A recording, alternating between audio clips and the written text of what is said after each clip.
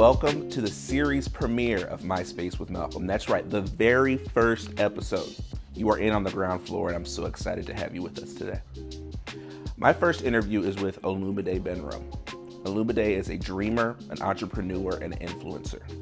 He's been at the forefront of the digital nomad space, as well as working through his No Rug agency to develop NFT projects all over the world. But I've known Olumide for over 10 years. We met in college, he was a groomsman in my wedding, and he's one of my best friends.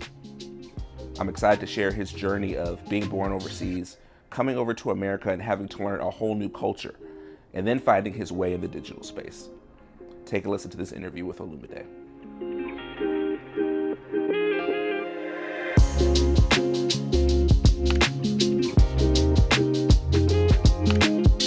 Ladies and gentlemen, introduce to you the first guest for My Space with Malcolm. Give it up for my friend, Olumide or Olu Gbenro. Are you joining us from Bali? We in Bali today? Yes, I am. Bali, Indonesia. Wonderful. It's a nice morning here. Actually, there's a little bit of a sprinkle right now, but the sun will be out today. I can guarantee it. Yeah. So today we're just Yeah. going to talk about a little bit about your journey. We're going to talk about what it means to be a digital nomad, and then we're going to help the people understand more about NFTs. But Sure. first, I want to start off with your journey. So let's start with your background. Now, I know you are kind of an international man of mystery. Where do you call home? Where do I call home? Right now, Bali is home, but I have places in San Diego, California in America, but also Miami, because it's a place I recently visited that I really liked. Mhm. Europe, places like London, where I grew up and I spent a lot of my formative years as a little boy to a young teenager before I moved to the US. So I think home for me has always been where I feel welcome and where I feel like I have friends, family, people that love me. And right Okay. now it's split into different places. I never felt, you know, Nigerian and British and American. Like I always felt like when I was in these places, I was always seen as somebody that was different than everybody else. So it Mm. never let me have like a foundation of, oh, I'm American, because we'll get into it. But I just feel as though my home is where I'm welcome, where my family, friends, loved ones are. Okay. So how long were you in London? London was from age 6 to 13. When Okay. I was a teenager is when I moved to America. So yeah, about 0 to 6 in Nigeria. I was born in Uh-huh. Nigeria, in Lagos, Nigeria, and then from 6 to 13 in England, in London, England, and then from 13 to like early 20s in America before I started traveling. Okay. So what was that transition like coming from Nigeria and from London and then coming to America? How was that transition for you? It was tough because as a kid, I think you don't understand, that people are different. They speak different languages, different cultures. So going from Nigeria to England, I was still a little boy. So I think it's easier. You don't understand the world as much. And I was also, I think because I was also London is more immigrant-based city, right? Like, so there's Jamaicans, Nigerians, Ghanaians, Trinidadians, Irish, all these people coming into London. I just was a crew of like a little gang of like all these immigrant kids. We had like a kid called James. He was the kid from the only kid from England in the group, but he was cool. So he was in the group. We had a Sri Lankan kid. He was the one that was like, anytime something was gonna go down, he was the one we called into the group. So we had a dynamic group of kids that were like repping their nation and their origin, but then we're all just a family and we all protected and took care of each other. But I was like a quiet little Nigerian new kid. Probably had to ask like, "Hello, my name is Michael Olumide," and they were like, "Okay, we'll bring you into the crew." So I just had this thing where in England it was a lot easier for the transition because of the history of having a diverse group of people from around the world. When I got to America, however, so when I got to America, I had a British accent now, and East Side, Columbus, Ohio. You know, we're from the OH. East Side was not kind to me. East Side said, "Hey, yo, where you from?" And I was afraid to share who I was. The kids were just like, where you from, bro? Where you from? I was like, I'm from here. They're like, no, you ain't from here, bro. And I was like, at that point, I knew this was going to be a different experience. Yeah. At 13, I was like, I better start learning how to speak like an American. I used to practice in front of the mirror. I literally practiced in front of the mirror, my American accent. And I was like, water, no, water, water, water. That was the one that copped me out every time. They're like, yo, England. I mean, man, just come over here, man. Yeah, what is that? You drink it? What are you drinking over there? Water, water. Oh, they got me. So I had to practice. The one thing I realized or that I learned to survive in America was trying to fit in. Unfortunately, and we can talk about that in the future, what that's those sort of effects that has on you as a young man or woman Yeah. or person is like, how do you fit, how do you try to force yourself to fit into society? And that was the worst part, was England to America made me feel like I had to fit into a specific box, and I had to become a new person. I had to become, I learned what it was like to be black when I got to America. I didn't even know about this stuff. I was in England like, yeah, man, this is dope, fam. Yeah, man, where you from, fam? You from Jamaica, fam? Oh yeah, fam, I'm from England. I'm from Nigeria too. And then when you get to America, they're like, nope, this is what you're supposed to speak like. This is what you're supposed to do. This is the sport you're Yeah. supposed to play. Oh, you ain't play football? You ain't play, hey, why you ain't play football? Hmm. You look fast, bro. I don't like football. I like soccer. I'm from Nigeria. So you start to get these conditionings on who you're supposed to be, who you're supposed to talk to, who's supposed to be your friend, who you're supposed to hate. And this machine that is America begins to kind of condition you, especially at a delicate age when you're a young teenager, when you have the most influence in your life. So that was it for me, man. It was a tough transition either way, always. And either in all the times, we're also again immigrants and people who, let's say my parents went through a lot of challenges of Yeah. trying to get jobs, trying to get their degrees certified in a new country that allowed them to earn money. So they couldn't really earn and have a chance to really get that American dream that is so well publicized and marketed to the world. But what the truth is usually that American dream is reserved for the children of those immigrants. It's not for the immigrants they marketed to come to the dreamland of milk and honey. It's really for the kids and the children. So now I see it as my opportunity to. I'm thankful for my parents for the sacrifices they made despite challenges and things and that. I realized that they were doing a lot for us and for me and for the kids to basically have a chance to then make a choice to leave America, which we'll talk about, and to have a choice to have freedom because they made sacrifices. So yeah, man, it was a tough transition all around. Trust me. Yeah. I think that's a tough thing for, I mean, even, any kid really, that is that othering that can Yeah, happen in social spaces, whether you're an yeah, immigrant or like, for me on a much smaller scale, I moved to Ohio from Oklahoma, and I had kind of a similar experience where people would yeah. they called me Oklahoma when I first moved here, and I'm like, Oklahoma, oh, okay, that's man, witty, that's funny, you know, this is getting old. right?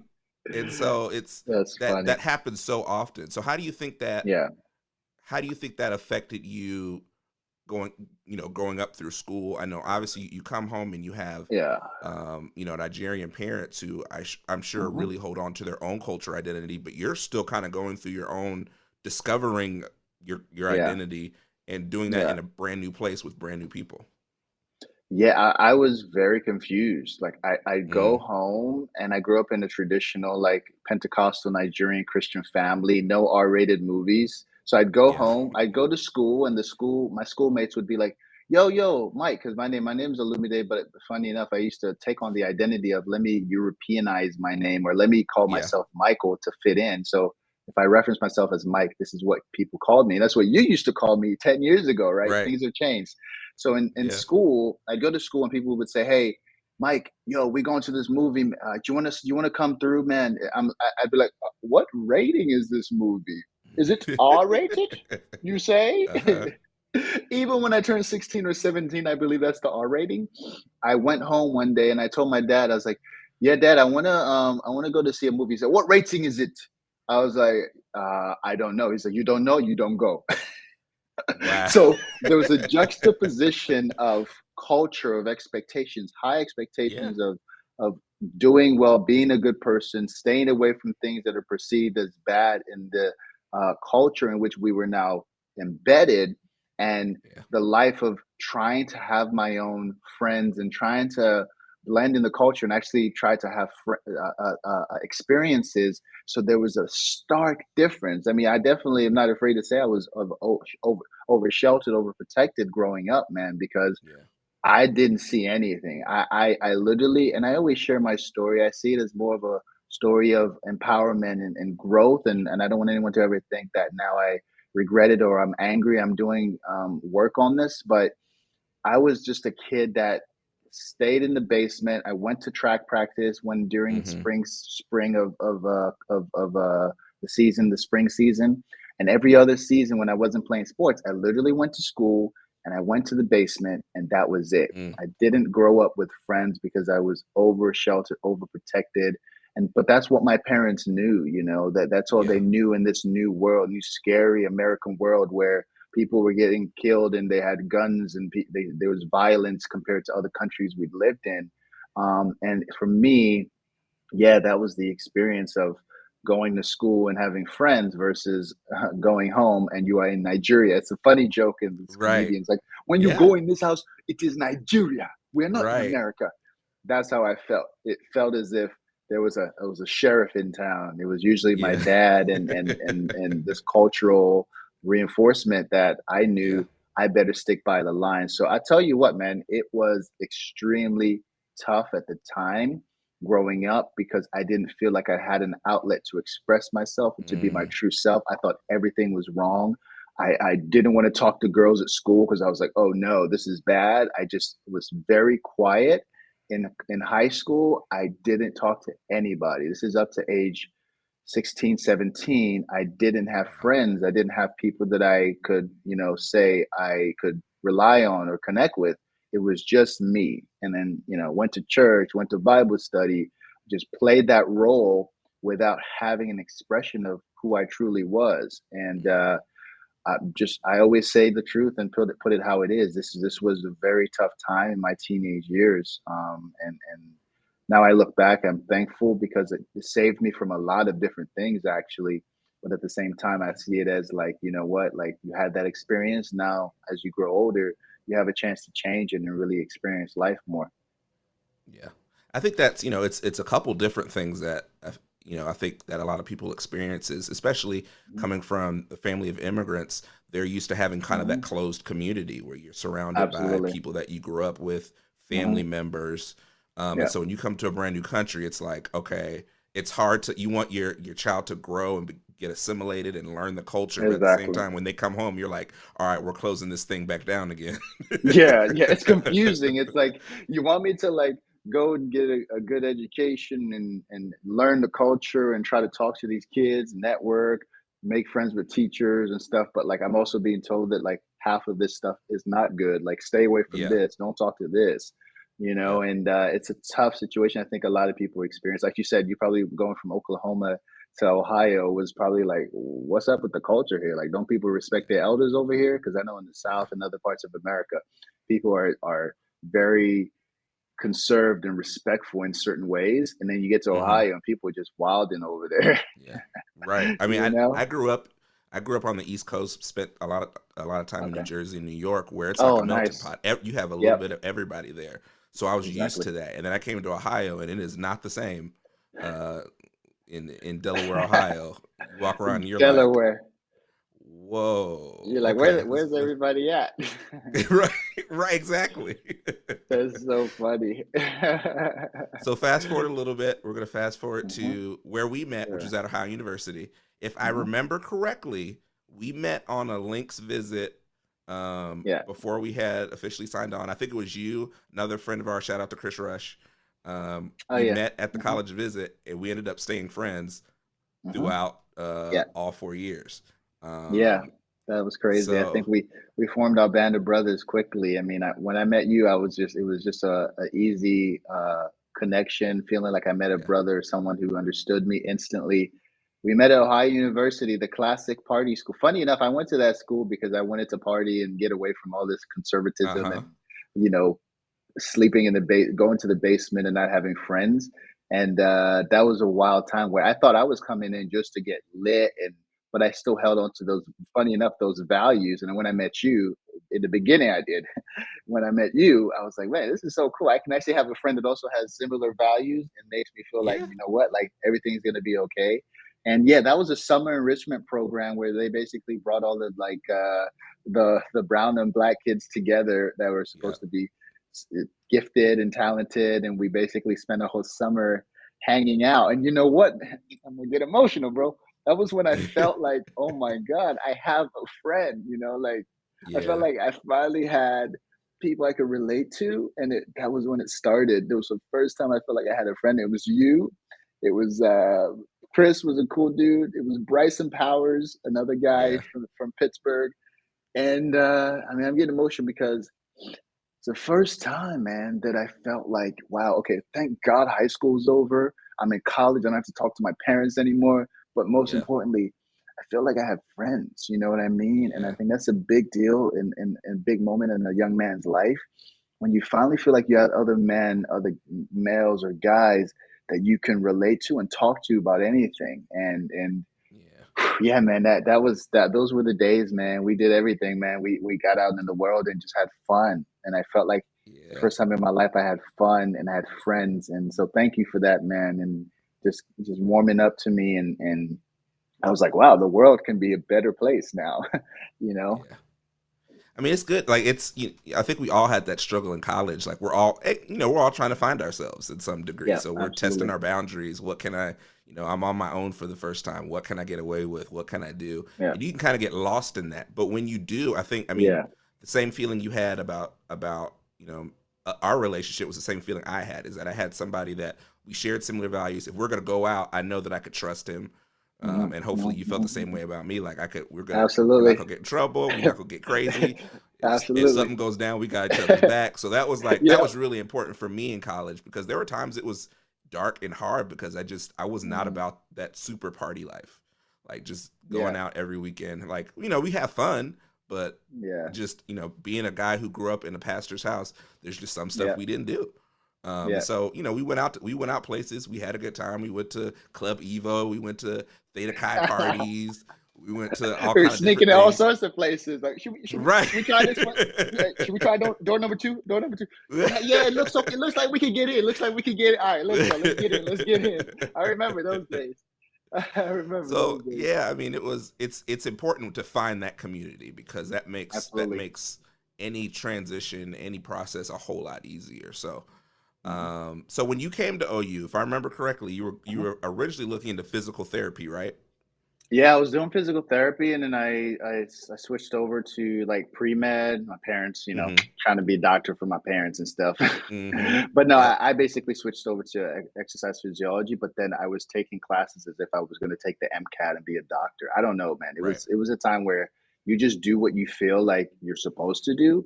So I was focused more on health. I definitely still enjoyed elements of learning about physiology and health and science and stuff, and but it was hard, dude. Like these Yeah. classes were not a joke. So yeah, basically I got my undergraduate in exercise physiology, which you either go into physical therapy or you can use that baseline science background to explore higher level medical degree, dentistry, whatever it is that you want to do. So that's Yeah. kind of the path I took. Yeah. So, and then also before we make to the pivot point, you were involved in sports. I remember. Yeah. I think when we had the track team, you ran track, I did. um, I did. and then tried to do basketball, and then this was after college, but there were some Olympic aspirations in there too, right? Yeah, I mean, I basically was just this overzealous, excited. I can do everything, so I tried Hmm. everything. First of all, I mean, Yeah. I was already a good talent, a prospect from high school. I did really well in track in high school, long jump, Hmm. triple jump, high jump, sprints. And so when Ohio University, I realized they had a track team. I went out for the track team, and I got put on the track team. Was in talks to actually get a scholarship. We all know what happened back then. They prioritized, sports to bring in a lot more money. and they decided to remove the track team entirely. So Yeah. right when I was thinking like, yeah, I'm gonna get some money, and I'm gonna actually like not have to use all this loan money to pay for school, and my talent's gonna be recognized. They cut the track team, and we didn't have any. I didn't have any funds to basically pay for books and things like that. So it was an interesting time. I always loved sports. I always loved basketball, but I was never like, like the story like I spoke about earlier. I arrived in America 13, 14. I was using my feet all the time, and I realized there was this Mm-hmm. thing called basketball. My friends, I didn't even know who Michael Jordan was till Wow. 2002 when I arrived in Ohio, and that was Michael Jordan's retirement year. But I watched all Wow. the tapes. I got all of the, the CDs with Michael Jordan's like history and career. You watch his highlights and everything. I watched all that the same year he retired, and I became a super fan of basketball. But by then it was too late because I hadn't developed that proprioceptive skill of dribbling. Mm-hmm. And but I still love basketball, and that's what we ended up doing too. After the track team ended, um, you and I and friends used to do pickup basketball, and I still had Yeah. that athleticism from track and from sports. And I used to dunk, and we used to throw me alley oops, and we had the best of times playing sports. But I was so passionate about that. And when I got to college, grad school, I picked back track and field again because San Diego, where I Wow. ended up going to grad school, has an Olympic training center. So you know what I Okay. did?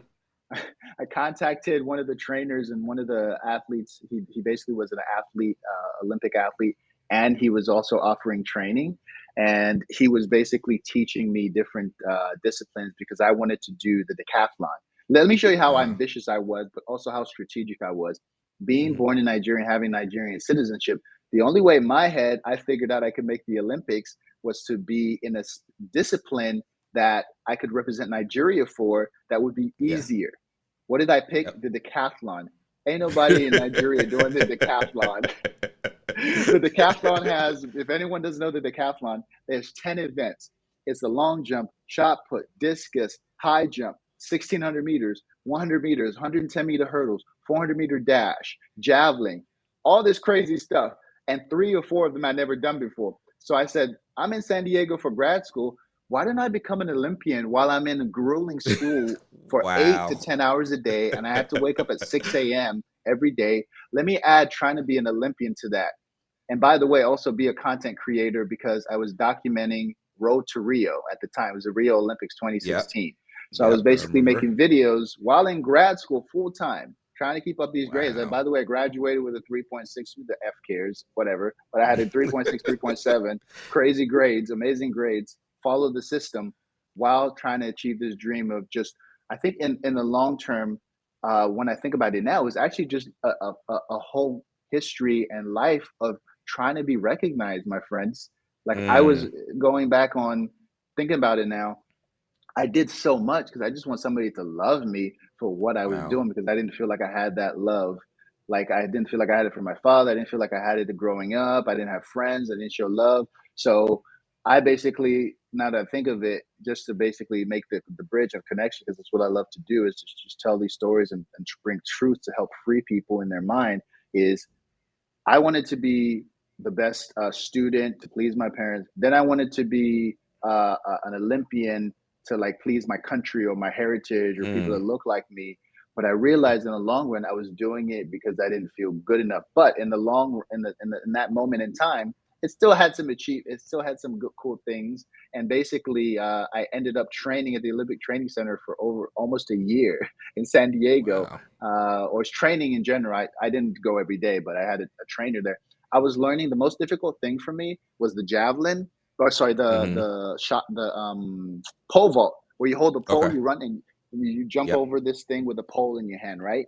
And that was the Mm-hmm. one that I was training with this guy all the time. But what ended up happening was, again, when you try to do too much to impress other people to feel better about Mm. yourself, it pushes you and could harm you. I had a Yeah. serious ankle injury that I've had two surgeries for because I literally had no ligaments left back when I was playing basketball with you and all the homies. You remember I used to sprain my ankle a lot. Yeah. Oh I, I, yeah. I sprained my ankle so much I lost all ligaments, and then I went to try to be an Olympian with no ligaments, and I was running Wow. faster, I was jumping higher, but it was killing my ankle and my feet. And Wow. that's a testament to show like yo, some things aren't worth it. If I could go back, there's no Mm, regrets. I would just not be doing all this extra stuff that never actually amounted to things because I was doing it anyway to try to make myself feel better. Oh, mm, these girls think I'm physically fit, and now I'm an Olympian. They respect or like the fact that I'm achieving something, so I have a status. So I used to yeah. use that to try to impress women because now, hey, I'm an athlete. You want to date an Olympian. You want to be with Olympia. I'm fit, baby.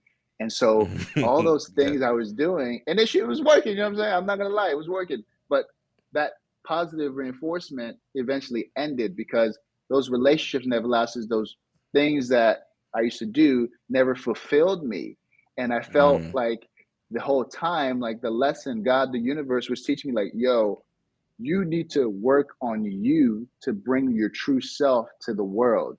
And I feel like now I'm finally getting there, but it took a long journey of doing yeah. all these things while they were fun, while I love playing basketball with you. I didn't need to go try to make the basketball team at Ohio University. And then when I didn't make it, feel like I was dirt or feel like I was nothing because I put so much value in trying to be somebody, you Mm, know?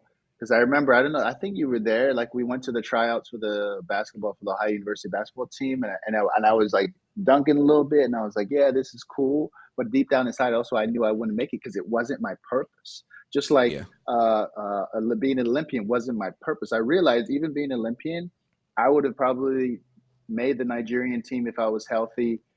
I would probably have only made $25,000 if I won a gold medal if I actually competed and did well. Because a lot of people don't know this. Athletes that are Olympians don't really get paid well. The check for the Mm, American gold medal is like $40,000.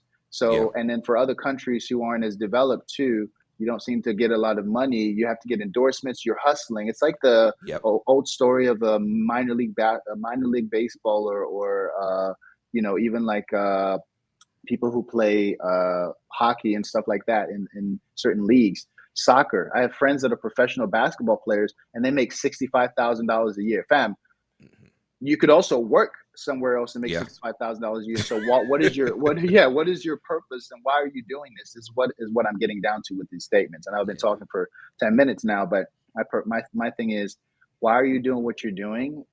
If it's just to be recognized and feel loved by others and feel purpose, like you matter, there's a big problem there you should probably look at. Your worth should come from within, and the Hmm. fact that you actually love yourself and you're worthy of being yourself and being alive on this earth. Everything else should be a bonus and your contribution. But you should never base your self worth on how much money you make, whether people think you're sexy, Hmm. if you play sports, if you're smart. And man, it took me 30 years to figure this out. So I'm hoping somebody out there watching this is looking at this and saying, wait, something he said just clicked. Like, bruh, girl, whoever you are, guy, like realize that your worth shouldn't be based on your works and what you do physically. It should Mm, be your self love should be there no matter what. And I struggle yeah. for that, like I said, my whole life, trying to do all these things, and it ended up with a bad ankle and psychosocial emotional issues that I shouldn't have to deal with if I just realized that I shouldn't be basing my worth on these things. So anyway, I hope that that speaks to even one person, and I'll be happy because all these things were amazing, great, but there was a lot of stress and challenges in it because of the reasons I was doing it was just to get love and attention. Mm. Yeah, I think that's. I mean, I think we all experience that, no matter what your background is or what you're doing. We all are on this journey to find that internal force, that internal reason why we do whatever it is that we do. Um, Hmm. and so, hearing your story, I think a lot of people can identify with that because whether Yeah, you're trying to go get a medical degree or whether you're trying to do community service work or work for a yeah, nonprofit or start your own business, what is your internal motivation is a big question that you have to answer. Like, why am I yeah. doing this? Because that's going to be the Hmm. fuel that keeps you going even when it gets difficult.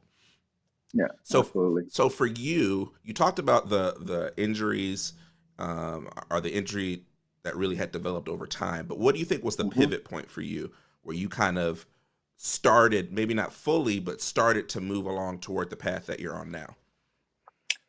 That was probably after, funny enough, after graduating from Ohio University. Took me 5 years to be a 4 year degree plus one. So Uh-huh. after I graduated, I basically decided like, what am I going to do with my life? In my head, I thought, Hmm. okay, you could follow the path that your parents want, which is get an advanced degree, go into medical school, or become, some sort of advanced version of this initial degree. But funny enough, that's what I did. But again, this is my house. Now I was Yeah. realizing that I wanted to do things a certain way, Yeah. and I am the captain now. That's what I was trying to say. Right. I basically that was my first like stripes where I was like, you know what? I just finished college. You know what? I moved into the my parents' basement in the new house that they were living at. And I was like, Hmm. man, this is the same thing all over again. I'm living in the Hmm. basement and I have a degree that costs $180,000 over 4 years, whatever the heck it was. And I still have to come back home and be in the same position. And I didn't like it. So for Yeah. 6 months, I sat there. I applied for jobs. Man, for the winter that came up after college, I worked UPS in the snow with no gloves. Look at my hands. Do I look like I should be in the snow? Come on now, these hands, these beautiful hands.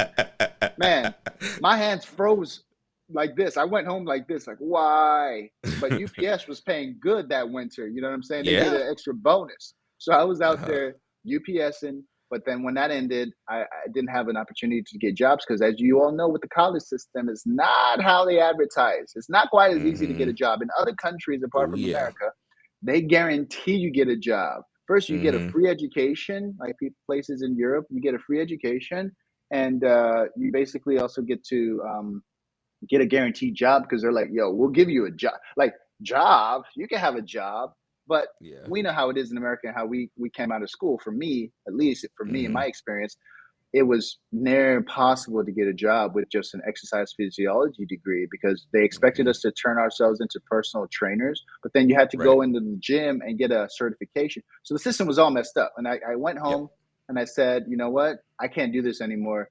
But I thought, strategy wise, if my parents still encouraged me to, why don't you get an advanced degree? I was like, you know what? Yeah, I will. I'll get a master's degree in California. Yeah. California. That's when I get my butt out of there. I was like, strategy. I'm not staying in this basement and I'm not coming back home.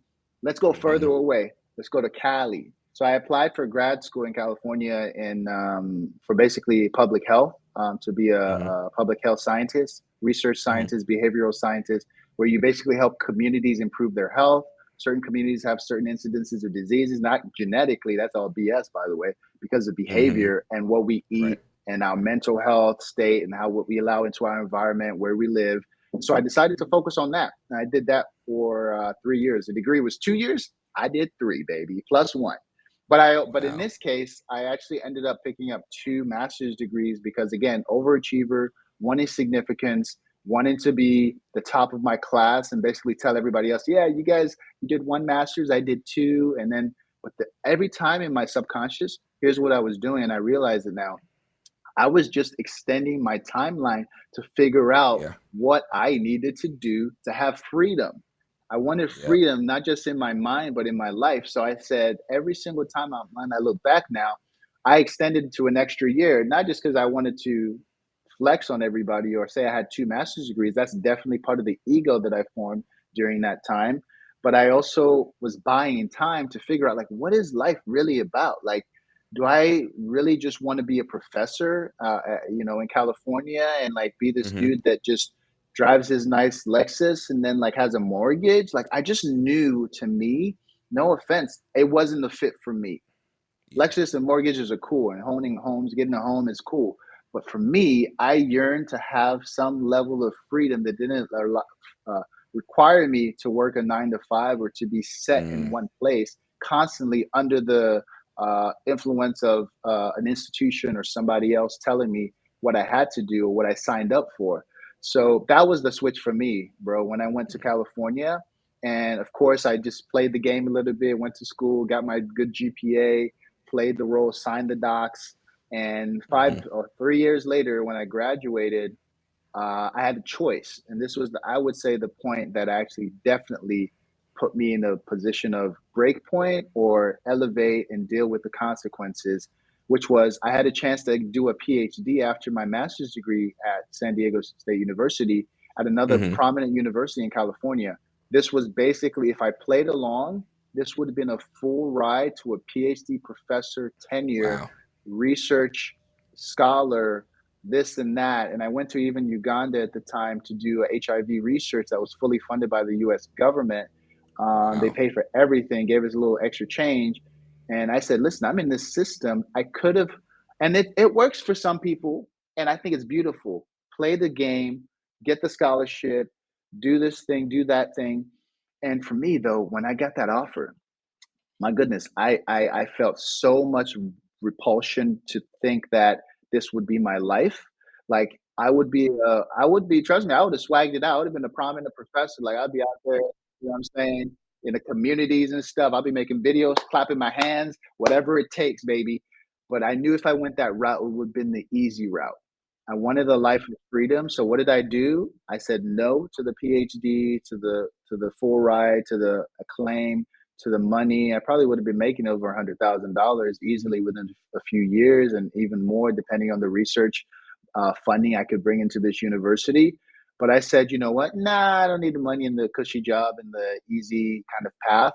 I said, let me go ahead and go backpack in Europe with my German friends I met in grad school and couch surf, sleep on couches around the world, and become a digital nomad. Oh, what a great idea! And be broke all the time. And Yeah. that's I think that's where you kind of reemerged like on social media when you were talking about start Mhm. talking about being a digital nomad and what that meant. And Yeah. so if you could for the people at home, what what does it mean to be a digital nomad? Yeah, I think in the simple definition, digital nomad is somebody that can live and work anywhere in the world because they have a laptop and connection to the internet. If you have connection to the internet, you can earn a living from your mobile device, and you're traveling the world while doing it. You Hmm. are a digital nomad. So it's a very simple definition. You basically, if you can have some sort of gig where you can get paid for designing, programming, marketing, Hmm. anything at all that allows you to create that income. That's what the world now affectionately calls digital nomads. Oh, And I think the timing on it, you were really ahead of your time because obviously we just come absolutely. out of this pandemic where everybody was a Yeah. digital nomad for like two Everybody had to years. be a digital nomad, right? Like, dang, I need can I get an upgraded laptop? I've never used a laptop in like 10 years. Yeah, like that. It got real, real fast. Yeah, this was maybe 5 or 6 years ago when I Yeah. started, and it was called couch surfing. Hmm. Right. And basically, what I realized at the time was year one, which was 5 years ago, 6 years ago, I think now. Sheesh, Wow. 7 years ago. My goodness. Yeah, I'm Wow. definitely up in there as one of the first because I'm thinking 7 years ago, nobody had any idea, and I didn't either. So what happened Yeah. was I realized when I was sleeping on my friends' couches, yo, you're running out of money. What are you gonna do? Your UPS money running out, bruh. The money Yeah. you saved, where I don't even know where you got this money. Maybe your parents sent you a little bit of money one time, and you saved it up. It's running out, and you're not gonna ask mommy and daddy because you told them you're not doing the PhD. You're not Hmm. gonna get a dime from them. Sorry, you chose. You made that decision. So I started to realize, like, okay, I'm getting a following on Instagram from dancing on statues in Mexico City. Now I'm in Germany, and it's cold as heck. And I'm sorry, but I can't stay in these hostels where some of their uh, like some of the rooms don't have really adequate heat and stuff, and you have to Hmm. go to the reception all the time. Be like, can you guys turn the heat and heat? And they're like, was is weiß nicht? I'm like, well, I thought people spoke English in Germany, but anyway, but they speak. And then she's like, "Oh, the heat. Okay, we'll fix the heat. We'll fix the heat." And you're like, "Dang!" And I'm sleeping next to like five other people in like bunk beds. Anyway, long story short, the I forgot the question. well, yeah, we're talking about the digital nomad space, but like I think Okay, you. yes, yes. So I Yeah. basically end up in Germany, knowing that if I don't figure out how to make money from Mm, Instagram, Yeah. I'm going to be homeless in Germany. Yeah. Now, the system in Germany ain't bad. They actually give you a home, funny enough. They'll be Oh like, wow. you know what? We don't want you sleeping in the streets. But I didn't want to be a steward of a ward of the Yeah. state in Germany Yeah. without even being a person from there, right? Yeah. It'd be just weird. And I was like, I don't ever want to be homeless. My God, please. So Mhm. I started to realize that people wanted to know how to grow on Instagram. This was also 6 ago, 6 years ago, is where people realized Instagram could make you money. Yeah. So I was like, now I've got 17,000 followers. I started this journey with 7,000 followers. Now I have 17, 18, 19. And for some reason, people are following my journey. I didn't know what a travel influencer was either back then. I was Uh-huh. a travel influencer. Although I was a broke backpacker, the world saw me as a travel business influencer. And so people were DMing me like, man, how did you grow? Any tips? And I was like, tips. No, no, no. You're gonna tip me Ah, $250 for a 1 hour session, my friends. yeah. And that's how I was able to initially get by. And I became a digital nomad that was making money from finally this online presence, because I was like, you know what? If you want to learn how to make your first 10K followers, pay me $250. I'll take you through a 1 hour session and I'll show you how I did it. Meanwhile, I didn't really know how I did it. I just knew people were following me and Yeah. liking and commenting. And I was figuring out, I was watching YouTube videos and figuring out like how the algorithm works back then, and how to create content, how to post, how to write captions. And Mhm. so I was regurgitating this to people and they were paying me $250 for it. But I realized this was very temporary. So I was like, man, I got to figure out something else. Yeah. And I started to learn about social media marketing, like paid social media marketing. And that's how I kind of started to develop more into creating a sustainable business, rather than like hoping, like, man, if I don't get this $250 today, I don't have money to pay for my hostel. And my Wow. homie said, don't come back to Berlin, bro. You stayed 11 days. I don't Wow. have a room for you anymore. And I was like, you know what? You're right. I need to step up as a man and figure out how to make this thing sustainable. Mhm. And by the way, I didn't make it sustainable. I had to fly back home with the last money I had and stay on my friend's couch, a guy called Randy in San Diego. And basically figure it out from there in San Diego. Wow. Which what happened was I ended up learning social media marketing, picking up two clients that paid me, I think, 25 or $3,000 a month. And so then I started making $6,000 a month almost instantly. And I was like, Wow. I made it. I'm not broke anymore. And that was the moment where, when I realized that I was making that much money, which for some people it's not still not a ton of money, Yeah. but to be able to do that from a computer, Yeah. I was like, what? Yeah. Like I can make $6,000 to $10,000 a month from a computer, and I barely rolled out of bed. That's when I knew this digital nomad, digital entrepreneurship thing was real. And I Mm. realized that, I'm sorry, but actually, the PhD that I got that I could have gotten would have paid me the same. When I realized that I make Mhm. $100,000 working my butt off, driving to school every day, lecturing to Wow. students, which would have been good for some people. For me, I saw it as hell. Yeah. I made the same amount of money for my laptop, and I was rolling out of the couch telling my homie like, "Yo, where you headed?" And he's like, "Yeah, I got to go do work." And he comes back and he's looking at me like, "Dude, I was, by the way, I was, thank God bless you, Randy Lorenzo. I'm gonna add you back on Facebook, man. I know we had some issues. It's fine. I love you, bro." But Randy came back home and was like, "Yo, what the heck are you doing? You haven't done anything." And I was like, "I have not done anything. I made $300 today." So I started realizing that if I'm making money online, doing less work, less time, using my mind, using my skills, and Mhm. other people are doing the same thing and they don't realize it. That's what I also knew. Sorry, Randy, you didn't realize the potential of digital entrepreneurship, because guess what? I was making probably the same amount of money, or the same amount of money most people do working 9 to 5, Yeah. rolling out of the couch. And so Yeah. one day when I made enough money, I rolled off that couch and I said, "Thank you, Randy." I moved on and I moved to Mexico City. And that's where this digital nomad lifestyle for about 2 years started, where I went Mexico City Wow. to Germany, back to Mexico City, and then where? To Bali, where I am today. And that's where I ended up, how I ended up here, where I was running a successful social media marketing agency. And rest is history. I really evolved it into kind of leaving the digital nomad lifestyle and turning into more of an investor and someone who is trying to now build wealth. So like my kids and kids can eat Yeah. like forever. And I evolved it into really learning business, Yeah. learning how to build wealth and how to see things and trends, which I know we'll talk about the NFT stuff, to Hmm. where I knew that if I got into this space where I could actually create a lot of value for the world, money would never be an issue for me. Mm. So thankfully, I went from couch surfing to established digital entrepreneur to advanced and future technology that allows me to have knowledge and connections with people that are doing remarkable things that put me in a place to actually continue to grow as a man and as a in business as well. Wow. I think the other thing, you earlier we talked about you kind of trying to find yourself.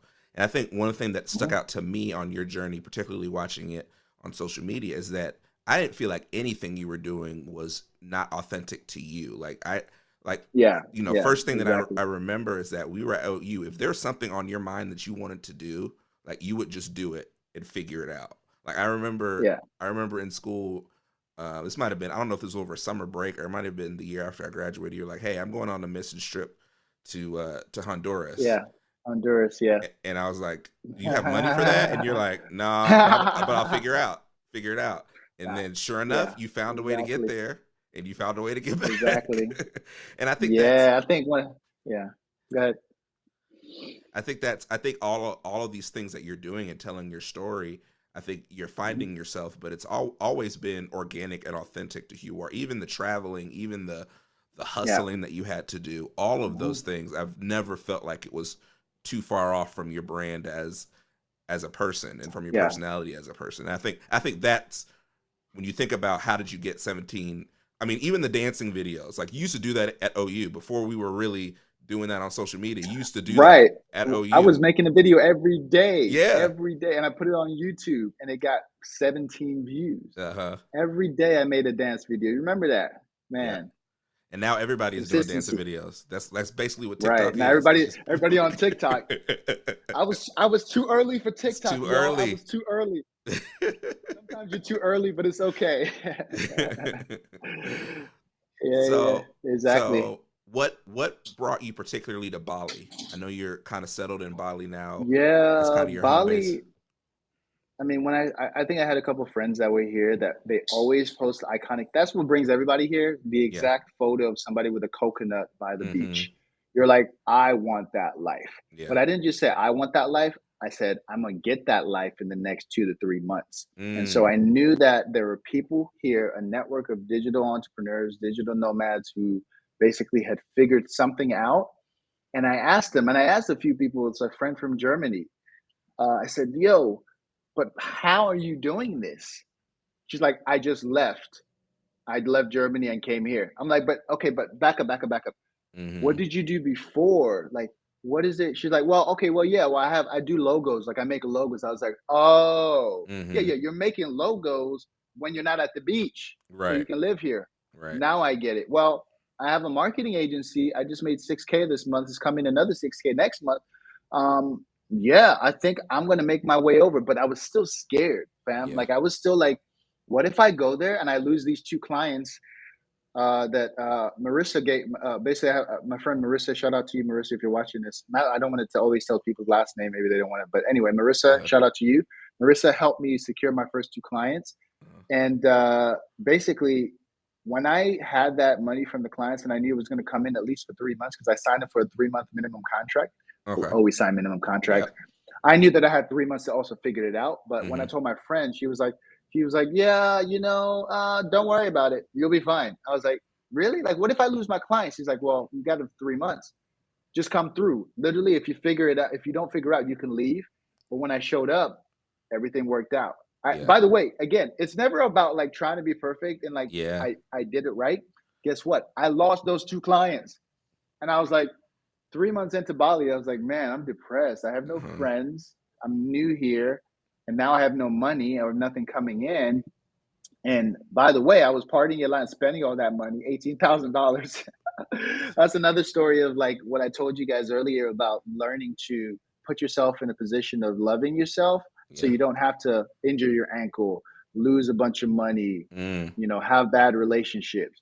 And so again, I had a lot of growth from that. But long story short, I came through to Bali because I saw that it was a quality lifestyle. Hmm. I didn't even come to Bali for the two reasons people usually come: for spirituality, to like meditate and learn about, Yeah.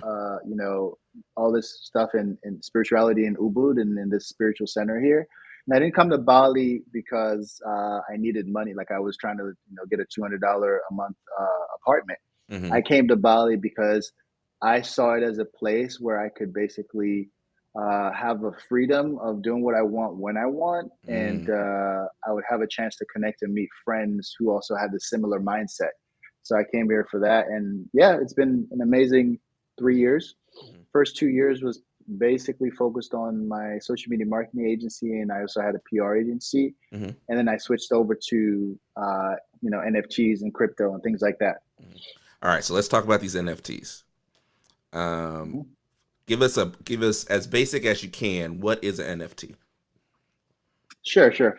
An NFT is a certificate of ownership. Hmm. So it's basically a piece of code per se on the blockchain, and in cryptocurrency, where you have a code or identifying data set that says I am the only one that can own this piece of code.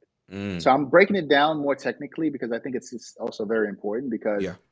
people say NFT is just art that's tradable and like makes you a bunch of money. No, NFT actually is a non-fungible token. Non-fungible means it can be traded for other values, Hmm. but non-fungible means you can only have one NFT or one Okay. piece of art.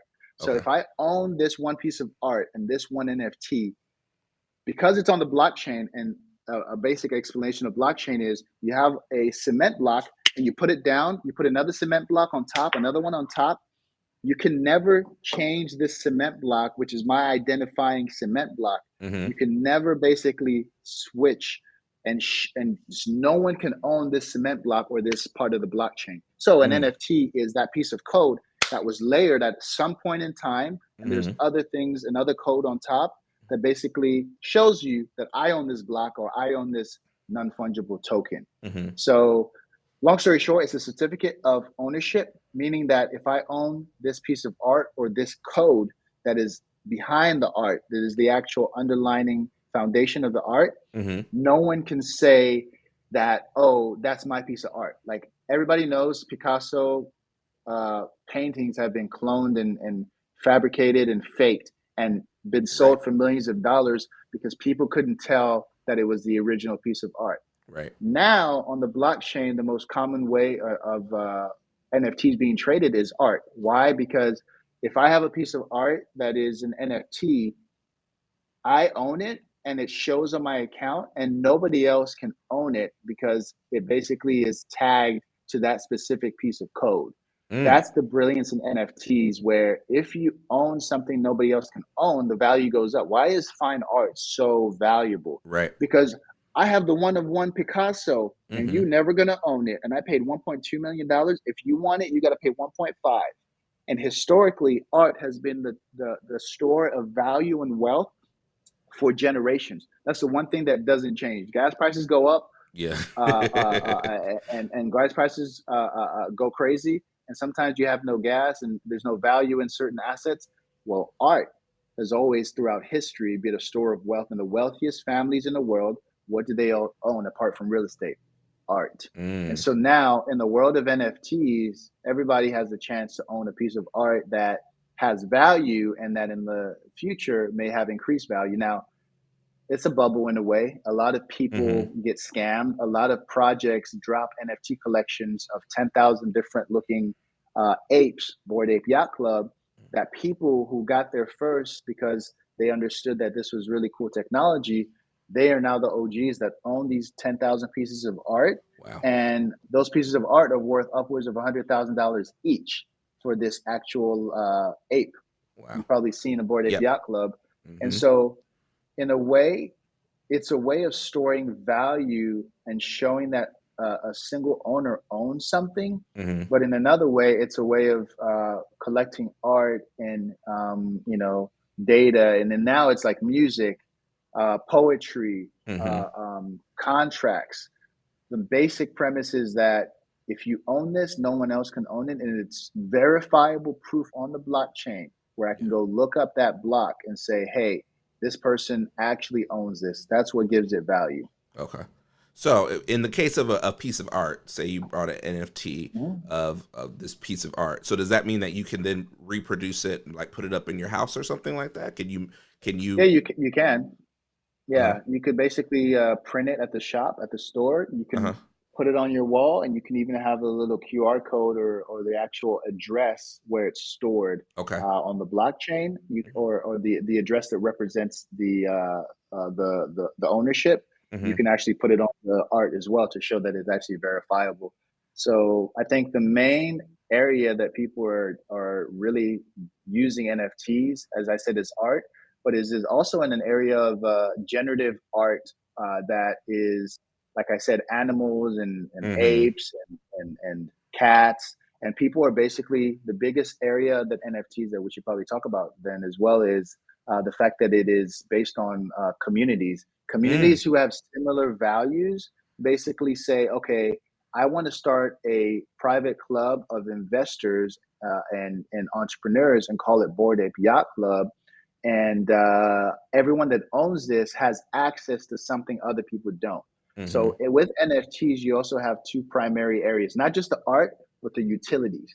So now, if Mm. I own this art and this non fungible token, I basically have access to different things that other people don't have because I chose to buy into this limited collection of 10,000 different looking apes. Mm. So that's the main area people got to understand. Apart from just art, there's utilities, which means that there's other elements of owning this that I get in addition to just staring at the art on the wall. I Okay. get the art on the wall, but also every year I get to meet professional soccer players because I Mm. the NFT represents a ticket to a soccer match every year for this particular team. So NFTs can be used for anything that people want to make scarce and want to have a gated access to. Mm. NFTs can be concert tickets to your favorite artist that gives you access to backstage passes. Uh-huh. Now, people would say this: why can't anybody just use a regular ticket to give someone backstage access passes? Well, there's something called royalties that's attached to this asset. Meaning, when I buy it, if it's, for example, a 5 year pass to Columbus Crew Mm-hmm. to the soccer matches and backstage passes, Mm-hmm. if I decide, I don't want to, I'm moving out of Columbus and I've used 2 years out of the 5 years of my NFT access pass to the Uh-huh. Columbus Crew, I have 3 years left, but I can't use it. I'm not in Columbus. I can resell this NFT to somebody else Mm-hmm. and I make money. Matter of fact, because Columbus Crew is now world champion or national MLS champion, Mm-hmm. the price that I bought the NFT was $100. Now it's $1,000 on the market for anyone who wants access to this skybox and to this season pass for the next 3 years. So if I Mm. sell it, now I bought the NFT for $100. If I sell it for 1,000, I made $900 and I got 2 years use out of it. It's Mm. like, okay, I made money and I got value. But here's the best part. The owner and the person who started the NFT project can set a royalty percentage on that ticket. So Mm-hmm. imagine the Columbus Crew has an NFT ticket and they set a 10% royalty on it. That means when I sell the NFT for $1,000, Mm-hmm. I make $900. The original creator of the NFT, whether it's the artist, whether it's a company or a business or individual Wow. person, can keep 10%. They can make an extra $100 from they just basically sold two tickets for one. Yeah. 1 year or 2 years later, they made more money because the royalties get transferred into the owner, the original owner of the NFT. So it's brilliant in that there's an element of both utility that people don't talk about often. They think it's just dumb art, but Yeah. no, there's extra value for having this NFT. Yeah. The second thing is the royalties that people don't talk about. Where I'm sorry, but if I sell a Bored Ape, my Bored Ape, if I own Bored Ape Yacht Club, every time an NFT average price right now $100,000, every time they sell, sorry, they sell the NFT. Someone else sells their NFT that they made originally. Hmm. If the royalties were set at 10%, I'd make $10,000 every time that somebody sold this Bored Ape. Wow. So if you go look at the royalties that Bored Ape Yacht Club has made in the last year and a half in existence, they've made over $44 million in royalties that's going into the pockets of the founders. It's three dudes Wow. in a year and a half, $44 million. And that's Now they're just building from other it, stuff. They're and that's just from it changing, continuing to be purchased, and it kind of That's just from changed. royalties. Yeah. It's just from Wow. royalties. The market itself, the market cap is over $1 billion now. So Wow. you have almost $1 billion. So in total, people have traded $1 billion in ape ape art. Right. But also that ape art was one of the first ones to be released. People see value long term holding it. Some people are probably holding that Bored Ape for their grandchild to have it in their art collection, and they're going to keep getting paid every time it's sold. Basically, if you're the owner of Wow. a certain collection, number of the Bored Ape. So, yeah, Good. that's why people going crazy. Now, be careful. Like, there's a lot of scams out there. A lot of projects promise things, you never Yeah. get it. It's almost, they always say this thing. It is the greater fool theory. Hmm. Because somebody bought it first, they're at an advantage. Yeah. You invested in real estate Hmm.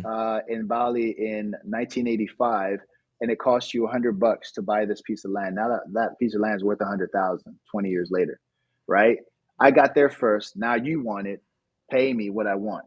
Right. So be careful in that, because a lot of projects, don't just go buy any NFT. I'll tell you what, one angle right now, if you're going to buy an NFT, is look into the founders and look into the project itself. Hmm. Look and see that the people are reputable, that are actually creating this NFT. And for goodness sakes, stay away from projects that don't show you who the founders are. We call this Mm. doxed. If we say they aren't doxed, it means that they aren't revealing their identity and we don't know who the heck these people are.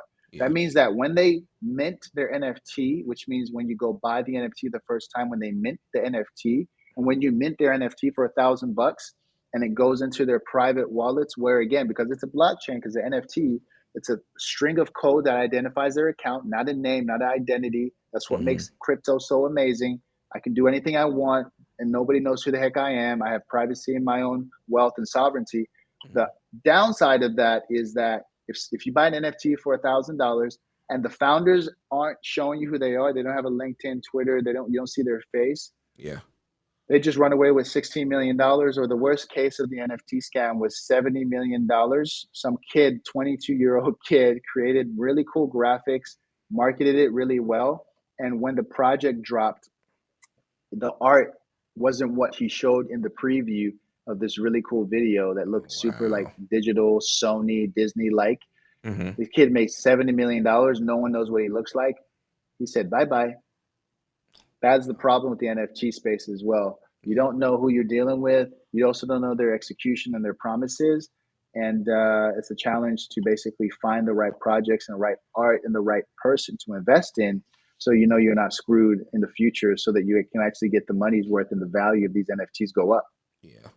So, we're going to wrap up the interview soon, but for Sure. just the regular person who's looking at this NFT market, seeing some of the value in it, what is the easiest access point for them? What is the easiest way for them to get in, um, and see a little bit of value from it? I would say, first of all, we always have this concept: do your own research, Hmm. DYOR. Hmm. The best thing that you can do is basically to look into projects, not financial advice. I'm not telling you how to invest your money, but Hmm. look into projects that have already been established, like Bored Ape Yacht Club, World of Women, which is a project that basically was the first primarily female-led NFT project. Hmm. Beautiful art showing diverse women from around the world, and like the colors, and also they have a basically emphasis on investing in artists and people Hmm. who have art that is not discovered. They buy the art, they invest. Look into World of Women, I'd say, which is an NFT project. I'm not saying buy it, but look into Hmm. them and look into. You can go on a website called OpenSea, OPENSEA, OpenSea.com. Hmm. Sort by the all-time highest selling NFT projects that have been here a year and a half, 2 years, Hmm. and look at the ones that you like the art of, but then also go to their websites and check what is their utilities. Like I just explained what that is. What do you get apart from owning this art? Yeah. Sometimes it's good enough that I'll pay $500 just to be part of a community because it's a community of investors or creative people, and I get to access a private network of a specific niche, which could also help me level up in my personal business. But all you need to do is basically look into the websites of these projects that are actually sustained over a year with no controversy. And you can basically decide based on their utilities if you can afford it, Hmm. if it's something you want to invest in. Yeah. The reason I mentioned World of Women and other projects, even V Friends from Gary Vee, is right now the crypto market and thus the NFT market is down, meaning all of Hmm. these projects that, let's say, for example, used to be $100,000 for a mutant ape, maybe it's $20,000 now. And so Hmm. you're in a position where if you're not going to lose all your money, and if Yeah. if if investing in this and it going to zero doesn't make you broke, then yeah, you should check out projects that you're interested in because you see value in the utilities that they have, that they're sharing. That's good. I mean, hearing you kind of talk through it, it really sounds like it's flipping the creator economy over on its head. Where Oh, even absolutely. we've seen in music where people are complaining about not getting the royalties they need, artists not getting the compensation they Exactly. feel like they deserve. And so this is an Yep. opportunity for creatives and creators to Yep. have this authentication, a way to authenticate Yep. what's real and what's not, but then also continue Exactly. to have income off of their intellectual property. So that's a wonderful, Yep. beautiful thing that I think we all should learn more about and try to get involved with. Yeah, I think everyone should look into NFTs because in 10 years max, you every ticket you buy to a major brand or retailer, they're already doing it by the way, but under Hmm. behind the scenes, Yep. every ticket you buy to a major event will be an NFT. Yeah. Like you wouldn't even realize it's an NFT at that point because you'll be scanning it on your phone. You'll be like, oh, it's like has all this code, but then yeah, there's a photo that shows it's a ticket. And Hmm. literally, folks, NFTs will be a part of life. And by then, people like me, Malcolm, anyone who decides to check into it more will be invested in the technologies and in the IPs that are running these different Yeah. softwares and these blockchains that people are on, and we'll be making money for our great grandchildren and building wealth. And you might not be if you don't look into it. That's all I'm saying. Because it just like the internet. Remember when the internet came out? It's this thing, you go online, you plug in your computer, and then you type in an address, and it shows you some words and some photos, and then you can email. What's email? This is Uh-huh. 1991, fam. We Yeah. were awake and alive in 1991. What's email, John? Could you tell us what email is? Well, email is this thing where you send a letter in the mail, and you can actually do it. It goes up in the cloud, it goes in the air, and it just arrives in your computer. Oh, Yeah. yeah, email. I think. Do you think it's something that might give? It's a fad. I don't know. Why can't I just mail a regular letter? Well, it's faster. No, no, no, no. I want to make sure my mom knows it's me mailing. What if somebody else mails? So these things 20 years ago were complete. People made fun of it. And Yeah. now a lot of people make fun of NFTs because they just don't get it. But Yeah. 20 years from now, the people that bought the first servers for email, their family is worth mm, $3 to $5 billion because they Hmm. said, you know what, I'm going to invest in this technology to figure out a way. There's people who bought certain domain names before the dot com bubble burst in 2000, Yep. and some guys sold paper.com for 5 million, you Hmm. know, you know, all sorts of different things that are valuable many years later. So I'd say check it out if you think that you'll be interested in learning about the future of technology. So, real quick before we leave, what's next for you? What projects are you working on? What things are you working on? Anything that you can let the people Yeah. know that you're up to? Yeah, so right now I run a full-time Web3 NFT marketing agency called No Rug Agency. So you can go check us out at norugagency.com. And basically, my firm focus is to help people learn about NFTs, to invest in NFTs in the right places, but most importantly, help them build powerful projects that bring together really cool global communities Hmm. so that they can actually be a part of this amazing rise in this technology. So I basically, on a full-time basis now, I run No Rug Agency, and we're helping, actually now, thankfully, major brands get into the NFT space. Yeah. Luxury automotors and major movies and things like that. I can't say their names, but you've seen these movies and you're aware of these brands. Thankfully, now I'm stepping in a place where we're going to help them get into the NFT space. But we also like to help people who are wanting to get into technology to help improve their business, to help scale Okay. their businesses. So if you're someone looking to invest in learning and investing in NFTs, so you can use NFTs to transform your business, you own a minor league baseball team. What if you sold your tickets as NFTs? So every time someone resold your $500 ticket, you made $50. We can help with that at No Rug Agency, right?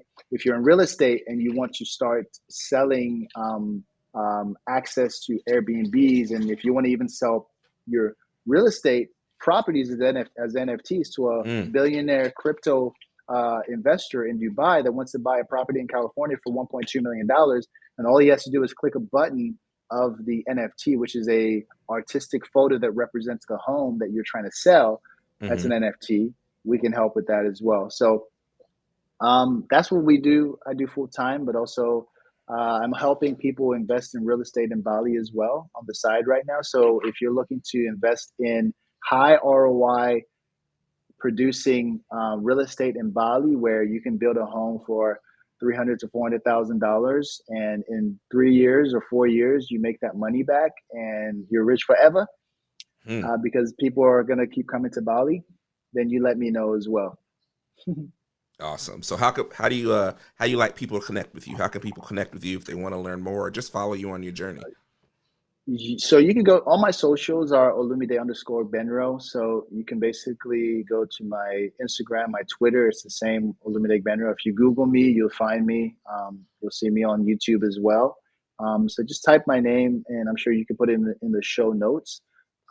Just Absolutely. find me, Olumide_Gbenro on Instagram. Feel free to send me a DM, ask me questions. And if you're serious about really leveling up with this NFTs or real estate in Bali, I'm literally just here and waiting for you.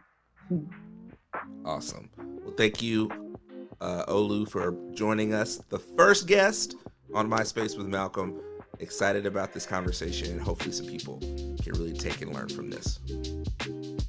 Yeah, thank you for the opportunity, bro, and I wish you the best. And yeah, everybody tune in. Malcolm is going to bring on some amazing guests. I'll be watching as well. So I'll see you next time. Thank you. Thank you again, Olumide, for joining us on My Space with Malcolm. I hope that you all learned something from this episode. I know I learned a lot about NFTs and how they're changing the creative economy all over the world.